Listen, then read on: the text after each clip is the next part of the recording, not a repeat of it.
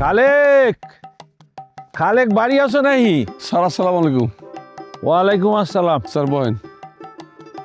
এই শুনলাম তুমি নাকি পাগল হয়ে গেছো, ওই দাঁড় দেওয়া শুরু করছো, ঘটনা কি?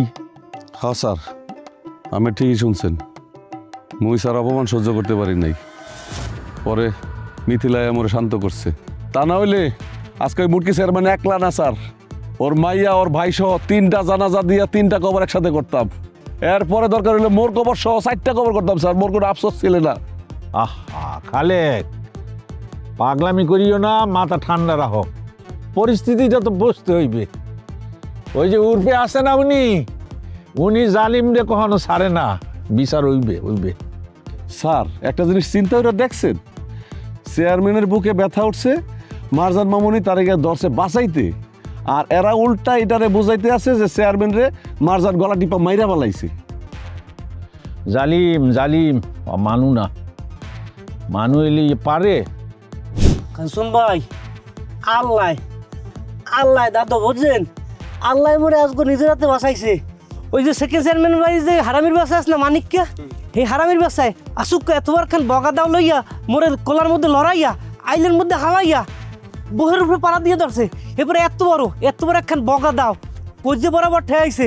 কাঞ্চন ভাই, ওই দেখকে তো মোর রুহুতে পানি নাই, সাইডের দিক দিয়ে আন্দার কি ফেনে আমরা কেউ নাই। হ্যাঁ, তো হঠাৎ করে মোর মাথার মধ্যে একটা বুদ্ধি হয়েছে। কি বুদ্ধি? ওই হারামির বাচ্চায় আত্মের কবজা ফাঁসাইয়া খপত করে দিছি একটা কামড় দিয়ে দিছি, মনে করেন দৌড় কামড় দিছি, দেখে রক্ষা পাইছি কাঞ্চন ভাই। আর যদি কামড়টা না দিতাম এই গ্রামে আজগো জানা যায় কইতো না, কিন্তু কাঞ্চন ভাই জানা যাইছে দুগা এক কইল ওই মোটকি চেয়ারম্যানের, আর এক কইতে এই মোর আপনার ছোট ভাই। হ্যাঁ, কয় বড় দুইটা হইতে আল্লাহ নিজে নেমে রক্ষা করছে। কোন রাসেল একটা কথা আছে না, বাঁশের চেয়ে কঞ্চি বড় আর পেরনের চেয়ে গেঞ্জি বড়। ওই দুইটা শালার ঘরে শালা আছে না, চামচার ঘরে চামচা, একটা বাদইলে একটা মাইনকা। ওই দুই বান্দির পুতের আমার মুন্ডায় কয় মাঝে মাঝে একেবারে ভিজা গামছার মতো চিপড়িয়া রক্ত ফুড়ি একেবারে এক টান দেখাইয়া লাইতে পারতাম। আরে তোরে তো দাও ধরছে, মোরে তো ওই যে চেয়ারম্যানের মামু গুন্ডা শালার ঘর শালা মোরে গুলি করছে, গুলি তখন কি হঠাৎ করে গুলিটাই কানের পাশ দিয়ে গেছে। 1 ইঞ্চির লিগে মোর মাথা পিছা লাগে নাই। রহম, আল্লাহ রহম। চিন্তা করিয়া দেখ, এই গুলি যদি মোর মাথায় লাগতো, মুই কি এতক্ষণে আকাশে। গুণ রাসেল, মোর মাথায় একটা বুদ্ধি আছে। বুদ্ধিটা হইল এই সেকেন্ড চেয়ারম্যানের মামা আহার পরে গুণ দিয়া একটার পর একটা কিন্তু মগ উপরে কি হামলা চালিতে আছে। মোরা কলো ওই পিলে কোনো কাউন্টার দিতে পারি নাই। এই নির্যাতনা সহ্য করবো না, তাহলে কি করতে হইবে? প্রতিরোধ গড়িয়ে তুলতে হইবে। প্রতিরোধ কি ফেলে? প্রতিরোধ হইল ওগো তো অস্ত্র আছে, মগ অস্ত্র নাই, মোরা দুর্বল। তাইলে মোরা যাকো ছবি বাঁশ আছে, বাঁশ গুণ বাঁশ কাইডা এই বড় বড় কি বানাবো? লেজা বানাবো।